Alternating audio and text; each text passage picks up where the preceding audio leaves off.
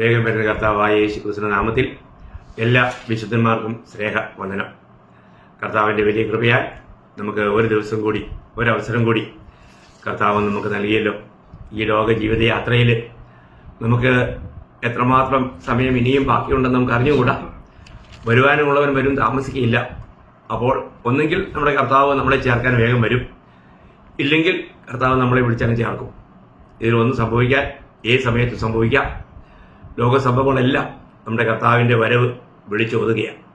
അങ്ങനെയാണെങ്കിൽ നമ്മൾ എത്രമാത്രം ഉത്സാഹികളായിരിക്കണം, ഒരുക്കമുള്ളവരായിരിക്കണം. അതുകൊണ്ട് ഞാൻ ഇന്ന് നിങ്ങളോട് പറയാൻ ആഗ്രഹിക്കുന്നത് ദൈവത്തിൻ്റെ 3 ക്ഷണനം, കർത്താവ് നമ്മളെ വിളിക്കുന്ന 3 ക്ഷണനങ്ങളെക്കുറിച്ചാണ് ഞാൻ നിങ്ങളോട് ചുരുക്കമായിട്ട് ഇന്ന് പറയാൻ ആഗ്രഹിക്കുന്നത്. അതിൽ ഒന്നാമത്തെ ക്ഷണം യേശയ്യാ പ്രവചനം, അതിൻ്റെ 1-ാം അധ്യായം 18-ാം വാക്യത്തിൽ നിന്നാണ്. യേശയ്യാവ് 1:18. വരുവിൻ, നമുക്ക് തമ്മിൽ വാദിക്കാം എന്ന് യഹോവ അരുളി ചെയ്യുന്നു. നിങ്ങളുടെ പാപങ്ങൾ കടുംചുവപ്പായിരുന്നാലും ഹിമം പോലെ വെളുക്കും, രക്താംബരം പോലെ ചുവപ്പായിരുന്നാലും പഞ്ഞി പോലെ ആയിത്തീരും. ഇവിടെ ദൈവം പറയുകയാണ്, വരുവിൻ, നമുക്ക് തമ്മിൽ വാദിക്കാം. ഞാൻ അതിനോട് ചേർന്ന് ഒരു വാക്കോടെ അതേ യേശയ്യാ പ്രവചനം അതിൻ്റെ 43-ാം അധ്യായം അതിൻ്റെ 25-26 വാക്കോടെ വായിക്കാം. എൻ്റെ നിമിത്തം ഞാൻ തന്നെ നിന്റെ അതിക്രമം മായച്ചു കളയും, നിന്റെ പാപങ്ങളെ ഞാൻ ഓർക്കുകയുമില്ല. എന്നെ ഓർപ്പിക്കുക, നാം തമ്മിൽ വ്യവഹരിക്കുക, നീ നീതിരിക്കപ്പെടേണ്ടതിന് വാദിച്ചു കൊള്ളുക. ഇവിടെ ദൈവം പറയുന്ന ഒരു വലിയ കാര്യം, നിങ്ങൾ വന്ന് എന്നോട് വാദിക്കുക എന്നാണ് അവിടെ പറയുന്നത്. അപ്പോൾ ഇവിടെ ദൈവം എത്ര വലിയ പാപിയാണെങ്കിലും അവർക്ക് തൻ്റെ അടുക്കൽ വന്നാൽ അവരെ ഞാൻ പാപം ക്ഷമിച്ച് ശുദ്ധീകരിക്കാം എന്നുള്ള ഒരു വലിയ വാഗ്ദത്വം അവിടെ നൽകുകയാണ്. നമ്മൾ പലപ്പോഴും ചിന്തിക്കാറുണ്ട്, ചില ആൾക്കാർ ചിന്തിക്കുന്നത് വലിയ പാപം ചെയ്താൽ ആ പാപം ദൈവം പോലും ക്ഷമിക്കുകയില്ല എന്നൊക്കെ ചിന്തിക്കുന്നവരുണ്ട്. ഒരിക്കൽ ഒരു ദൈവദാസൻ സുവിശേഷം അറിയിച്ചു. റോബർട്ട് ഇവാൻ എന്ന് പറയുന്ന ഒരു ദൈവദാസനെ കുറിച്ച് ഞാനിങ്ങനെ കേട്ടിട്ടുണ്ട്. താൻ ഒരു സ്ഥലത്ത് ചെന്ന് സുവിശേഷം പറഞ്ഞു, താൻ പാപമോചനത്തെക്കുറിച്ച് പ്രസംഗിച്ചു. അപ്പോൾ അവിടെ കേട്ടുകൊണ്ടിരുന്ന ഒരു വ്യക്തി ഇദ്ദേഹത്തിൻ്റെ അടുക്കൽ വന്ന്, നിങ്ങൾ നാളെ രാവിലെ എൻ്റെ വീട്ടിലൊന്ന് വരാമോ എന്ന് ചോദിച്ചു. അപ്പോൾ ഇദ്ദേഹം പറഞ്ഞു, ഞാൻ വരാമല്ലോ. അപ്പോൾ എന്നാൽ രാവിലെ ഒരു 10 മണിയാകുമ്പോൾ എൻ്റെ വീട്ടിൽ വരണം എന്ന് പറഞ്ഞിട്ട് അദ്ദേഹം പോയി ആ അഡ്രസ്സും കാര്യങ്ങളെല്ലാം അദ്ദേഹത്തിന് കൊടുത്തു. ഇദ്ദേഹം പോയി കഴിഞ്ഞപ്പോൾ അവിടെയുള്ള മറ്റുള്ള ആൾക്കാർ കണ്ടു ഈ വ്യക്തി ഈ ദേവദാസനുമായിട്ട് സംസാരിക്കുന്നത്. അപ്പോൾ മറ്റുള്ളവർ വന്ന് ചോദിച്ചു, അദ്ദേഹം എന്താണ് വന്ന് ചോദിച്ചത്? അങ്ങനെ പറഞ്ഞ്, നിങ്ങൾക്ക് നാളെ രാവിലെ എൻ്റെ വീട്ടിലൊന്ന് വരാമോ? ഞാൻ വരാമെന്ന് പറഞ്ഞു. അയ്യോ, അദ്ദേഹത്തിൻ്റെ അടുക്ക് പോരുതേ, അദ്ദേഹം ഭയങ്കര ഗുണ്ടയാണ്, ഭയങ്കര കൊലയാളിയാണ്, മദ്യപാനിയാണ്, അദ്ദേഹം ഒരു ഭീകരനാണ്, ഒരു കാരണവശാലും നിങ്ങൾ അദ്ദേഹത്തിന്റെ വീട്ടിൽ പോകരുത്, പോയാൽ ചിലപ്പോൾ അദ്ദേഹം കൊന്നുകളയും. അപ്പം ഈ ദേവദാസൻ പറഞ്ഞു, ഏതായാലും ഞാൻ ചെല്ലാമെന്ന് പറഞ്ഞിട്ടുണ്ട്, അതുകൊണ്ട് ഞാൻ പോകും. ഇദ്ദേഹം തനിക്ക് ലഭിച്ച അഡ്രസ്സും പ്രകാരം താൻ ചെന്നു. അവിടെ ആ അഡ്രസ് പ്രകാരം കൃത്യമായിട്ട് ആ വീട്ടിൽ ചെന്ന് ബെല്ലടിച്ച് കഴിഞ്ഞപ്പോൾ ഇദ്ദേഹം വന്ന് തുറന്ന് താൻ അകത്ത് കയറ്റി താൻ ഇങ്ങനെ ഇരിക്കുമ്പോൾ അവിടെ അനേക മദ്യക്കുപ്പികൾ കുന്നുകൂടി കിടക്കുന്നു. മദ്യത്തിന്റെ ഒരുപാട് കുപ്പികൾ അലമാരകൾ നിറച്ചിരിക്കുന്നു. ഇതെല്ലാം കണ്ടു താൻ. എന്നിട്ട് ഈ മനുഷ്യൻ ഈ ദേവദാസനോട് ചോദിച്ചു, നിങ്ങൾ ഈ കാണുന്നില്ലേ, ഈ കാണുന്ന ഈ മദ്യക്കുപ്പികളെല്ലാം ഞാൻ മദ്യപിച്ച ആ മദ്യത്തിന്റെ ഒരു ചെറിയ ഭാഗം മാത്രം. ഇതിനേക്കാളൊക്കെ ഒരുപാട് ഇവിടുന്ന് ട്രക്കിൽ കയറ്റി കൊണ്ടുപോയി. അപ്പൊ ഈ കഴിഞ്ഞ നാളുകളിൽ മാത്രം കുടിച്ച മദ്യത്തിന്റെ കുപ്പികളായി കിടക്കുന്നേ. ഇവിടെ ഇനിയും മദ്യക്കുപ്പിൾ ഇരിപ്പുണ്ട്. ഇത്ര ഭയങ്കരമായ മദ്യപാനിയായ എന്നെ പോലെയുള്ള ഒരുവനെ ഈ ദൈവത്തിന് രക്ഷിക്കാൻ കഴിയുമോ എന്നായിരുന്നു തന്റെ ചോദ്യം. അദ്ദേഹം ചിന്തിച്ചിട്ട് പറഞ്ഞു, നിശ്ചയമായും അവന്റെ പുത്രനായ യേശുവിന്റെ രക്തം സകല പാവവും പോക്കി നമ്മെ ശുദ്ധീകരിക്കുന്നു എന്ന് പറയുവാനിടയായി. അപ്പോൾ അദ്ദേഹം പറഞ്ഞു, തീർന്നില്ല. അദ്ദേഹത്തിന്റെ തന്റെ ഭാര്യയെ വിളിച്ചു. ആ ഭാര്യ അടുത്ത് വരുമ്പോൾ ഒരു അസ്ഥികൂടമായിരിക്കുന്ന ഒരു സ്ത്രീ, അവര് വളരെ മർദ്ദനങ്ങൾ ഏറ്റ് അവരുടെ മുഖത്തൊക്കെ അടികൊണ്ട ആ പാടുകൾ കാണാം. അപ്പൊ അദ്ദേഹം പറഞ്ഞു, ഇതെന്റെ ഭാര്യയാണ്, ഞാൻ ഇവളെ എല്ലാ ദിവസവും മർദ്ദിക്കും, മദ്യപിച്ചു കഴിഞ്ഞാൽ ഞാൻ ഇവളെ ഒരുപാട് മർദ്ദിക്കും, ഇവൾക്ക് ആഹാരം കഴിച്ചെന്ന് പോലും ഞാൻ അന്വേഷിക്കാറില്ല. ഇത്രയും ക്രൂരമായി മർദ്ദിച്ച് ഈ നിലയിലാക്കുന്ന ഒരു വ്യക്തിക്ക് ഈ സ്വർഗം ലഭിക്കുമോ, ഈ വലിയ പാവം ക്ഷമിച്ചു കിട്ടുമോ എന്ന് ചോദിക്കാനിടയായി. അപ്പോൾ ഈ ദേവദാസൻ പറഞ്ഞു, അല്പസമയം, അയ്യോ, ഭാര്യയെ നമുക്ക് തുല്യമായി നമ്മൾ സ്നേഹിക്കേണ്ടതല്ലേ, എങ്കിലും നിങ്ങൾക്ക് ഇതിലും ക്ഷമയുണ്ട്. കർത്താവായ യേശു ക്രിസ്തുവിന്റെ രക്തത്തിന് ഈ പാവത്തിൽ നിന്നും നിങ്ങളെ രക്ഷിക്കുവാൻ കഴിയും എന്ന് പറയാനിടയായി. അതിനുശേഷം താൻ പറഞ്ഞു, തീർന്നില്ല, ഇനി ഒരാളൂടെ ഉണ്ട്. അത് തന്റെ ഓമന മകളായിരുന്നു. 10-12 വയസ്സുള്ള ഒരു കുട്ടി. അവളെ കൊണ്ടുവന്നു കഴിഞ്ഞപ്പോൾ അവളിട്ടിരിക്കുന്ന വസ്ത്രം പോലും അത്ര നല്ലതല്ല. മാത്രമല്ല, അവളും വളരെ അസ്ഥികൂടമാണ്. പറഞ്ഞു, ഞാൻ ഇവളെയും ധാരാളം മർദ്ദിക്കാറുണ്ട്, വേണ്ട രീതിയിൽ ഭക്ഷണം കൊടുക്കുകയാട്ടെ, അവൾക്ക് വേണ്ടതായിരിക്കുന്ന എന്തെങ്കിലും കാര്യം ചെയ്യാട്ട് ചെയ്തിട്ടില്ല. അത്ര വളരെ ഹീനമായി ഞാൻ ഇവളോട് ഇടപെട്ടു. ഇങ്ങനെയുള്ള ഒരു പിതാവാണ് ഞാൻ. അപ്പോൾ എൻ്റെ ഈ പാവം ദൈവം ക്ഷമിക്കുമോ? അപ്പോൾ ഈ ദേവദാസൻ പറഞ്ഞു, അതെ, ക്ഷമിക്കും. കർത്താവായ യേശു ക്രിസ്തുവിന്റെ രക്തത്തിന് നിങ്ങളെ ഈ പാപം എല്ലാം രക്ഷിക്കാൻ കഴിയും എന്ന് പറഞ്ഞ് ഉടനെ ആ മനുഷ്യനോടെ മുട്ടുകുത്തി. പ്രിയമുള്ളവരെ, ഏത് വലിയ കൊടും പാപിയായിരുന്നാലും, അതാണ് നമ്മളിവിടെ വായിച്ചത്, നിങ്ങളുടെ പാവം എത്ര കടും ചുവപ്പായിരുന്നാലും അത് ഹിമം പോലെ വെളുക്കുമെന്ന് നമ്മൾ ചിന്തിക്കണം. ദൈവം നമ്മളെ ശുദ്ധീകരിക്കുമ്പോൾ അവിടുത്തെ രക്തത്തിന് നമ്മളെ ശുദ്ധീകരിക്കാൻ കഴിയാത്ത ഒരു പാവവുമില്ല. ഞാൻ ആ സംഭവം ഓർത്തപ്പോൾ എൻ്റെ ജീവിതത്തിൽ ഒരു അനുഭവം ഞാൻ ഓർക്കുകയുണ്ടായി. ഒരിക്കൽ ഞാനും CC യൂതപ്പ് അല്ലെങ്കിൽ പാപ്പച്ചായൻ എന്ന് ഞങ്ങൾ വിളിക്കുന്ന ഒരച്ചായനോട് ചേർന്ന് ഞങ്ങൾ വൈക്കത്തിനടുത്ത് ചെമ്പ് എന്ന് പറയുന്ന ഒരു ദേശത്ത് സുവിശേഷം അറിയിക്കുകയായിരുന്നു. അപ്പോൾ അവിടെ ഒരു വലിയ ബംഗ്ലാവ് കണ്ടപ്പോൾ അവിടെ വലിയ ഇരുമ്പ് ഗേറ്റ് ഉണ്ട്. അതുകൊണ്ട് അച്ചായൻ പറഞ്ഞു, നമുക്ക് ഇദ്ദേഹത്തിന്റെ അടുക്കൽ പോകേണ്ടില്ല, കാരണം അദ്ദേഹം വലിയ ധനാട്ടിനായ മനുഷ്യനാണ്, അദ്ദേഹം വചനമൊന്നും കേൾക്കില്ല. എങ്കിലും ഞാൻ നിർബന്ധിച്ചു, അല്ല അച്ചായ, നമുക്ക് പോകണം, നമുക്ക് അവിടെ പോയി പറയണം. അപ്പോൾ അവിടെ എഴുതി വെച്ചിട്ടുണ്ട്, ഇവിടെ കടിക്കുന്ന പട്ടിയുണ്ട്.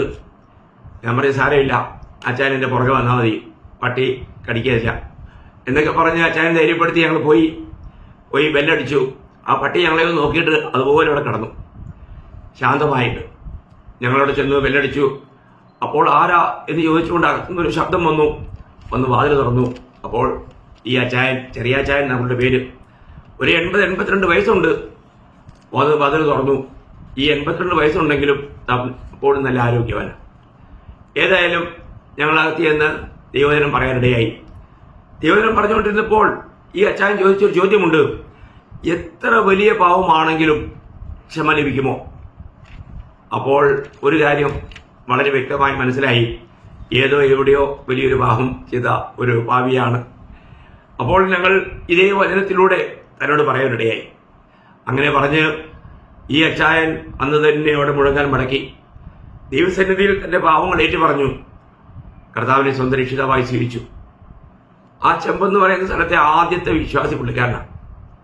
അദ്ദേഹം അവിടെ പ്രവർത്തനത്തിന് വേണ്ടിയിട്ടുള്ള വലിയൊരു വഴി തുറന്നു. ഞാൻ ആ മുഴുവൻ ചരിത്രവും പറയാൻ ആഗ്രഹിക്കുന്നില്ല, എങ്കിലും കർത്താവ് തന്നെ തന്റെ മഹത്വത്തിന് ഉപയോഗിച്ചു. അപ്പോൾ തന്റെ ജീവിതത്തിൽ താൻ ഒരു പോലീസ് ഇൻസ്പെക്ടറെ കൊന്ന വ്യക്തിയാണ്. പക്ഷേ പണത്തിന്റെയും രാഷ്ട്രീയത്തിന്റെയൊക്കെ ആ ബലത്തിൽ താൻ പിടിക്കപ്പെടാതെ അങ്ങനെ ഒരു കുറ്റപ്പുള്ളിയാണെന്ന് കണ്ടെത്താൻ കഴിയാതെ രക്ഷപ്പെടുവാനിടയായി. ഈ ചരിത്രങ്ങളൊക്കെ താൻ പറയുകയുണ്ടായി. ഏതായാലും ഞാൻ പറയുന്നതിന്റെ സാരം, പ്രിയമുള്ളവരെ, നമ്മൾ ഒരു കാര്യം മനസ്സിലാക്കുക. ഈ ലോകത്തിൽ ജനിച്ച ഏത് കൊടുംഭീകരനാണെങ്കിലും എത്ര വലിയ കുറ്റവാളിയാണെങ്കിലും കർത്താവ് വിളിക്കുന്നു, വരുവിൻ നമുക്ക് തമ്മിൽ വാദിക്കാം. നിങ്ങളുടെ പാവം എത്ര കടുഞ്ചുവപ്പായിരുന്നാലും അത് ഹിമം പോലെ വെളുപ്പിക്കാമെന്നാണ് ദൈവത്തിന്റെ വാഗ്ദത്തം.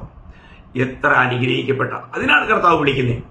അതുകൊണ്ട് എന്നെ കേൾക്കുന്ന ആരെങ്കിലും അത് ഞാൻ വലിയ പാപിയാണ്, എൻ്റെ ഈ പാപത്തിന് എങ്ങും വിടുതലില്ല എന്ന് ചിന്തിച്ച് നിങ്ങൾ ഭാരപ്പെടേണ്ടതില്ല. നിങ്ങൾ കടന്നു വരിക. കർത്താവായ യേശു ക്രിസ്തു നിങ്ങളുടെ എല്ലാ പാപങ്ങളെയും പോക്കി ശുദ്ധീകരിക്കാൻ മതിയായവനാണ്. ഞാനിവിടെ ഈ മഹാരാഷ്ട്രയിലായിരിക്കുമ്പോൾ തന്നെ ഒരു ദിവസം ഇതുപോലെ രാവിലെ സമയം ഒരു ഭീവത്സ്വരൂപിയായ ഒരു മനുഷ്യൻ, ചെറുപ്പക്കാരൻ, 42-41 വയസ്സുള്ള ഒരു ചെറുപ്പക്കാരൻ കടന്നു വന്നു. ഞാൻ അദ്ദേഹത്തോട് സുവിശേഷം പറഞ്ഞു. ഈ വചനങ്ങൾ കേട്ടപ്പോൾ തനിക്കും അറിയേണ്ടത് എത്ര വലിയ പാപം ചെയ്താലും ക്ഷമ ലഭിക്കുമോ എന്നുള്ളതായിരുന്നു. ഞാൻ അദ്ദേഹത്തോട് തിരുവചനത്തിലൂടെ ആ കാര്യങ്ങൾ പറഞ്ഞപ്പോൾ താൻ മുഴങ്കാലിൽ വീണ് ദൈവസന്നിധിയിൽ കണ്ണുനീരോടെ കരഞ്ഞ് അന്ന് കർത്താവിനെ എതിരേൽക്കാൻ സ്വീകരിക്കാനിടയായി തീർന്നു. അദ്ദേഹം അഹമ്മദ് നഗർ എന്ന് പറയുന്ന സ്ഥലത്തു നിന്നും ഇവിടെ കടന്നു വന്നതാണ്. തന്നോട് ഈ വചനങ്ങൾ പറഞ്ഞു കഴിഞ്ഞപ്പോൾ താൻ അന്ന് തന്നെ കർത്താവിനെ രക്ഷിതമായി സ്വീകരിച്ചു. തൻ്റെ ജീവിതം കേട്ട് കഴിഞ്ഞാൽ സാധാരണക്കാരൊക്കെ ഞെട്ടിപ്പോകും. കാരണം 5 പേരെ കൊന്ന ഒരു കൊലയാളി. നോക്കുക, അദ്ദേഹത്തിന്റെ പേരിൽ 120-ൽ പരം കേസുകൾ ഈ നാസിക്കില് കോർട്ടിലുണ്ട്. നോക്കുക, 6ാമത്തെ വ്യക്തിയും വെടിവെച്ചു, പക്ഷേ അദ്ദേഹത്തെ വെടിയുണ്ട കൊണ്ടില്ല, അതുകൊണ്ട് മരിച്ചില്ല.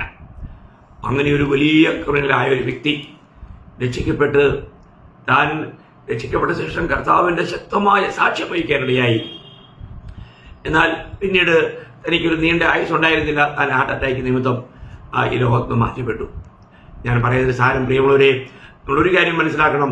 നമ്മുടെ ജീവിതത്തിൽ ഞാനൊരു പാപിയാണ്, എൻ്റെ ഈ പാപത്തിൽ നിന്നും എനിക്ക് മോചനമില്ല, വിടുതലില്ല എന്ന് ചിന്തിക്കുന്ന ആരെങ്കിലും എന്നെ കേൾക്കുന്നെങ്കിൽ ഞാൻ അവരോട് വളരെ സ്നേഹത്തിൽ ഓർപ്പിക്കട്ടെ, നിങ്ങൾക്ക് വിടുതലുണ്ട്, നിങ്ങൾക്ക് പൂർണ്ണമായ വിടുതലുണ്ട്. അത് കർത്താവായ യേശു ക്രിസ്തുവിന്റെ നാമത്തിൽ നിങ്ങൾക്ക് ലഭിക്കും. രണ്ടാമത്തെ ദൈവത്തിന്റെ വിളി യോഹന്നാന്റെ സുവിശേഷം അതിന്റെ 1-ാം അധ്യായം അതിന്റെ 39-ാം വാക്യത്തിലാണ്. യോഹന്നാന്റെ സുവിശേഷം 1-ാം അധ്യായം അതിന്റെ 39-ാം വാക്യം. ഇവിടെ 1:39 അവൻ അവരോട് വന്നു കാൺമീൻ എന്ന് പറഞ്ഞു. അങ്ങനെ അവൻ വസിക്കുമിടം അവർ കണ്ടു, അന്ന് അവനോടുകൂടെ പാർത്തു. അപ്പോൾ ഏകദേശം 10 മണി നേരം ആയിരുന്നു. ഇവിടെ നമ്മൾ കാണുന്നത്, ഇവിടുത്തെ സന്ദർഭങ്ങളൊക്കെ കൂടുതലായിട്ട് വിവരിക്കാൻ നമുക്ക് സമയം അനുവദിക്കുന്നില്ലല്ലോ. എങ്കിലും ഞാൻ പറയട്ടെ, യോഹന്നാൻ സ്നാപകനുമായിട്ട് നിൽക്കുമ്പോൾ യോഹന്നാൻ സ്നാപകൻ കടന്നു പോകുന്ന യേശുവിനെ കണ്ടിട്ട് ഇതാ ദൈവത്തിന്റെ കുഞ്ഞാട്, അതായത് നമ്മൾ അതിന്റെ 35 മുതലുള്ള വാക്യങ്ങൾ വായിക്കുമ്പോൾ നമുക്ക് ആ സന്ദർഭം കാണാൻ പറ്റും. അപ്പോൾ യോഹന്നാൻ സ്നാപകനോട് കൂടെ നിന്ന 2 തന്റെ ശിഷ്യന്മാർ ഇത് ദൈവത്തിന്റെ കുഞ്ഞാടെന്ന് പറഞ്ഞു കേട്ടപ്പോൾ ഇവർ ഈ യേശുവിന്റെ പിന്നാലെ ചെല്ലുവാനിടയായി തീർന്നു. അപ്പോൾ കർത്താവോട് ചോദിച്ചു, നിങ്ങൾ എന്തന്വേഷിക്കുന്നു? ഉടനെ അവർ പറയുകയാണ്, ഗുരു, നീ എവിടെയാണ് പാർക്കുന്നത്? അപ്പോൾ കർത്താവ് പറഞ്ഞ കാര്യമാണ്, വന്ന് കാണുകയും. അങ്ങനെ വിളി കേട്ട് അവർ കർത്താവിനോട് പോവുകയും അങ്ങനെ കർത്താവിനോട് അവർ അന്ന് രാത്രി പാർക്കുകയും ചെയ്തു. അതിനുശേഷം നമ്മൾ കാണുന്നത് അതിലൊരുവൻ ആന്ത്രയാസ് ആയിരുന്നു.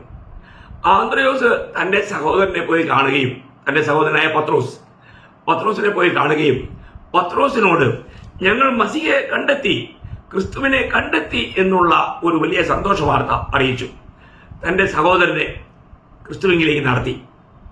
നോക്കുക പ്രിയമുള്ളവരെ, വന്ന് കാൺമീൻ എന്ന് പറഞ്ഞ് ഈ 2 പേരെയും കർത്താവ് വിളിക്കുകയും അതിൽ ഒരുവന്റെ പേര് ആന്ത്രയാസ് ആയിരുന്നു. ഈ ആന്ത്രയോസ് കർത്താവിനെ കണ്ടെത്തിയപ്പോൾ, ഈ മസിഹായെ കണ്ടെത്തിയപ്പോൾ തന്റെ സഹോദരനായ പത്രോസിനെയും കർത്താവിലേക്ക് നയിക്കുവാനിടയായി തീർന്നു. യഥാർത്ഥത്തിൽ നമ്മൾ കർത്താവിനോട് കൂടെ വസിക്കുന്ന അനുഭവം നമുക്കുണ്ടെങ്കിൽ നിശ്ചയമായിട്ട് നമുക്ക് കർത്താവിനെ കുറിച്ചൊരു വലിയ പ്രകാശം കിട്ടും. നമുക്കറിയാം, അതിനോട് ചേർന്ന് തന്നെ നമ്മൾ വീണ്ടും മുമ്പോട്ട് വായിക്കുമ്പോഴത്തേക്കും അതിൻ്റെ 43 വാക്യത്തിൽ പിറ്റേന്നാൾ യേശു ഗലീലയ്ക്ക് പുറപ്പെടുവാൻ ഭാവിച്ചപ്പോൾ ഫിലിപ്പോസിനെ കണ്ട് എന്നെ അനുഗമിക്ക എന്ന് അവനോട് പറഞ്ഞു. ഫിലിപ്പോസോ ആന്ത്രോസിന്റെയും പത്രോസിന്റെയും പട്ടണമായ ബെത്സയിദയിൽ നിന്നും ഉള്ളവൻ ആയിരുന്നു. ഫിലിപ്പോസ് നഥനയേലിനെ കണ്ട് അവനോട്, ന്യായപ്രമാണത്തിൽ മോശയും പ്രവാചകന്മാരും എഴുതിയിരിക്കുന്നവനെ കണ്ടെത്തിയിരിക്കുന്നു, അവൻ യോസഫിന്റെ പുത്രനായ യേശു എന്ന നസറേത്തുകാരൻ തന്നെ എന്ന് പറഞ്ഞു. നഥനയേൽ അവനോട്, നസറത്തിൽ നിന്നും വല്ല നന്മയും വരുമോ എന്ന് ചോദിച്ചു. ഫിലിപ്പോസ് അവനോട്, വന്ന് കാണുക എന്ന് പറഞ്ഞു. വീണ്ടും ഇവിടെ ഫിലിപ്പോസ് ആദ്യം കർത്താവ് പറഞ്ഞ വന്ന് കാണുക എന്ന് ആന്ത്രയോസിനോടും അവനോട് കൂടെ ഉണ്ടായിരുന്ന സഹോദരനോടും. എന്നാൽ ഇവിടെ ഫിലിപ്പോസ് നഥനയേലിനോട് പറയാണ് വന്ന് കാണുക. അങ്ങനെ ഫിലിപ്പോസ് നഥനയേലിനെ കർത്താവിന്റെ അടുക്കിലേക്ക് വരുത്തുന്നു. നഥനയേലിനെ കണ്ടപ്പോഴേ കർത്താവ് പറയുന്നു, ഇവൻ സാക്ഷാൽ ഇസ്രായേലിയൻ, ഇവനിൽ കപടമില്ല. ഇത് കേട്ടപ്പോഴേ ഇവിടെ നഥനയേലിന് അത്ഭുതമായി. അതെങ്ങനെ, എന്നെ അറിയത്തില്ലാത്ത ഈ കർത്താവ് എന്നെ കുറിച്ച് എങ്ങനെ പറയുന്നു?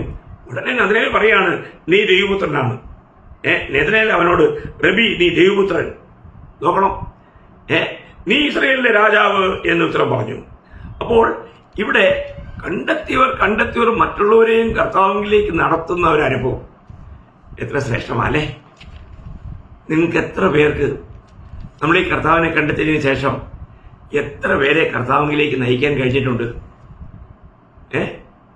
ഞാൻ എൻ്റെ കർത്താവിനെ കണ്ടെത്തി, സാക്ഷാൽ രക്ഷകനെ ഞാൻ കണ്ടു, ഞാൻ രക്ഷിക്കപ്പെട്ടു, എന്റെ ജീവിതം ഒരു പുതുസൃഷ്ടിയായി ഞാൻ മാറിയിരിക്കുന്നു എന്ന് നമുക്ക് ധൈര്യമായിട്ട് പറയാൻ കഴിയുമോ പ്രിയമുള്ളവരെ?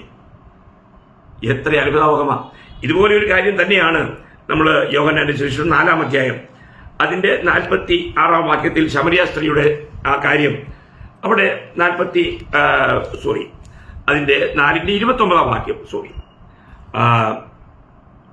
ഞാൻ ചെയ്തതൊക്കെയും എന്നോട് പറഞ്ഞ ഒരു മനുഷ്യനെ വന്നു കാണുവിൻ, അവൻ പക്ഷേ ക്രിസ്തു ആയിരിക്കുമോ എന്ന് പറഞ്ഞു. കണ്ടോ, അവന് വന്നു കാണുവിൻ എന്ന് പറഞ്ഞുകൊണ്ട് സമരിയ ജനത്തെ അവള് പ്രോത്സാഹിപ്പിക്കുക. അതിന്റെ ഫലമായിട്ട് എന്ത് സംഭവിച്ചു? ഇവളുടെ സാക്ഷ്യം കേട്ട് കഴിഞ്ഞപ്പോൾ സമരിയര് കർത്താവിലേക്ക് വരുവാനിടയായി തീർന്നു. ഞാൻ അതിന്റെ ഒരു ഭാഗം കൂടെ വായിക്കാം. അതിന്റെ 39 മുതൽ 41 വരെ. ഞാൻ ചെയ്തതൊക്കെയും അവൻ എന്നോട് പറഞ്ഞു എന്ന് സ്ത്രീ സാക്ഷ്യം പറഞ്ഞ വാക്ക് നിമിത്തം ആ പട്ടണത്തിൽ പല ശമര്യരും അവനിൽ വിശ്വസിച്ചു. ഇനി അതിന്റെ അവസാനം അതിന്റെ 40-ാം വാക്യം. അങ്ങനെ ശമര്യർ അവന്റെ അടുക്കൽ വന്ന് തങ്ങളോടുകൂടെ പാർക്കണമെന്ന് അവനോട് അപേക്ഷിച്ചു. അവൻ 2 നാൾ അവിടെ പാർത്തു. ഏറ്റവും അധികം പേർ അവന്റെ വചനം കേട്ട് വിശ്വസിച്ചു. കണ്ടോ, എത്ര വലിയ കാര്യമാണ്. നോക്കുക, കർത്താവിന്റെ അടുക്കിലേക്ക് മറ്റുള്ളവരെ കർത്താവിലേക്ക് നടത്തുവാൻ നമുക്കൊരു വലിയ കടപ്പാടുണ്ട്. നമ്മൾ ഈ കർത്താവിനെ നമ്മൾ കണ്ടെത്തിയെങ്കിൽ, ഈ കർത്താവായ യേശു ക്രിസ്തുവിലൂടെ നമുക്ക് രക്ഷാനുഭവം പ്രാപിക്കാൻ കഴിഞ്ഞെങ്കിൽ, പ്രിയമുള്ളവരെ, മറ്റേതൊരു ഭാവിയെ കാണുമ്പോഴും അവരെയും ഈ കർത്താവിലേക്ക് നടത്തുവാൻ നമുക്കൊരു വലിയ കടപ്പാടുണ്ട്. നമ്മൾ ഇന്ന് ചെയ്യുന്നുണ്ടോ? ഇന്ന് അനേക വിശുദ്ധന്മാരും മറ്റുള്ളവരെ കർത്താവിലേക്ക് നടത്തുന്നതിൽ ഉത്സുകരല്ല. അവരവരുടെ ആ ദൗത്യം നിർവഹിക്കുന്നില്ല.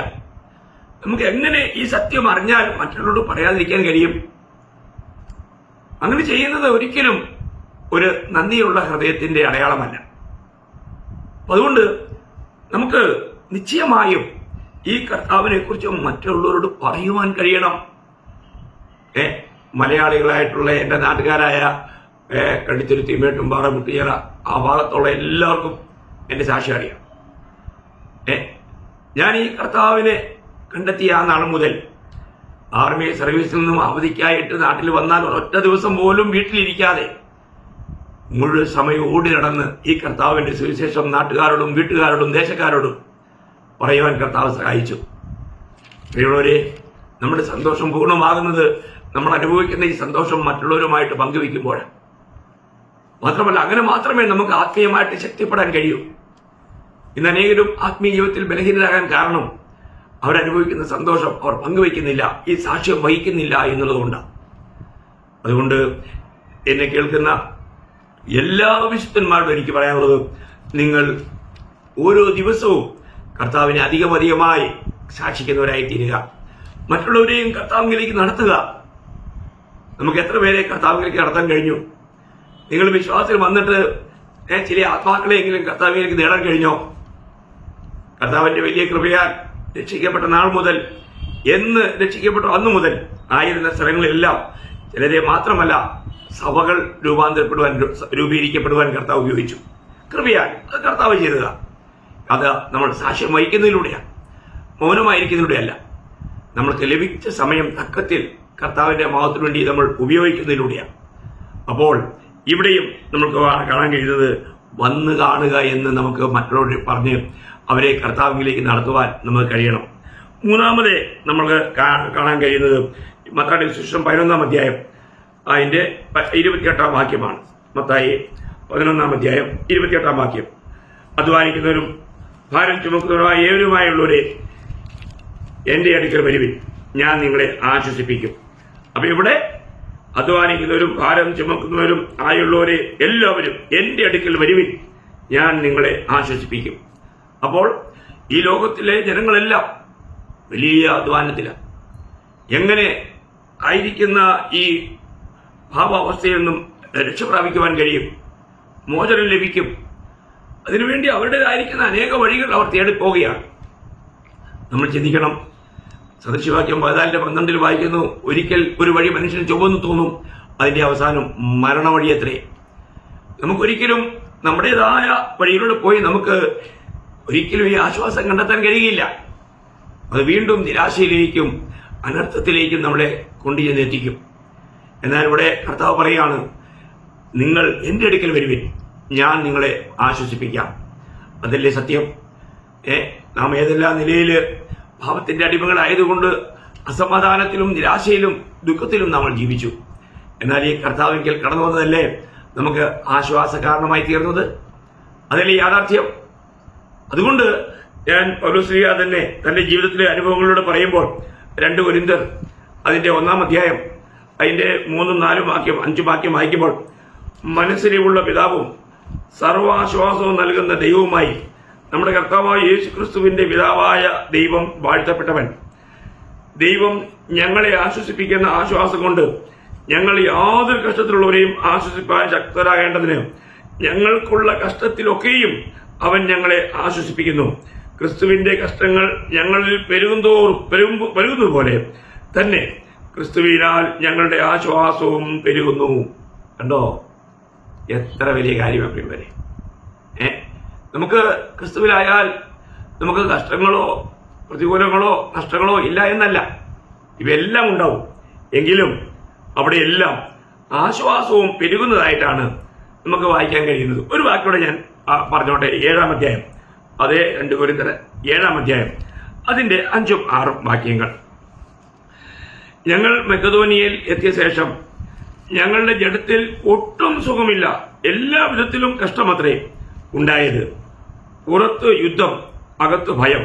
എങ്കിലും എളിയവരെ ആശ്വസിപ്പിക്കുന്ന ദൈവം തീത്തോസിന്റെ വരവിനാൽ ഞങ്ങളെ ആശ്വസിപ്പിച്ചു. കണ്ടോ, കർത്താവ് ഏതൊരവസ്ഥയിലും നമ്മളെ ആശ്വസിപ്പിക്കുവാൻ മതിയായവൻ.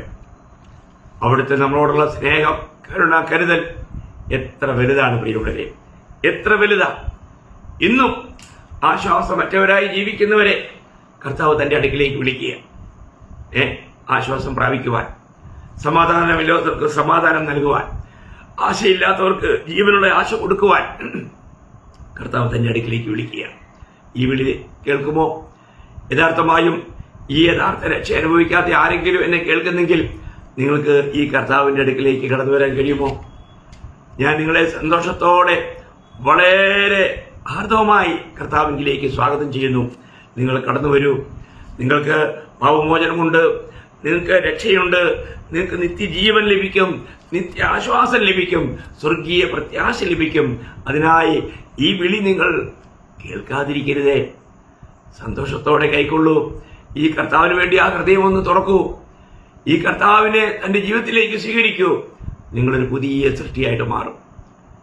കർത്താവ് നിങ്ങളെ ഈ ദൈവത്തിന്റെ സന്നിധിയിലേക്ക് കടന്നു വരുവാൻ, ഈ വിശേഷത്തിന്റെ വക്താക്കളായി തീരുവാൻ കർത്താവ് നിങ്ങളേവരെയും ധാരാളമായി സഹായിക്കട്ടെ എന്ന് പ്രാർത്ഥിച്ചുകൊണ്ട് ഞാൻ ഈ ചെറിയ സന്ദേശം ഇവിടെ അവസാനിപ്പിക്കുന്നു. കർത്താവിനെല്ലാം മഹത്വം അർപ്പിക്കുന്നു. ആമേൻ.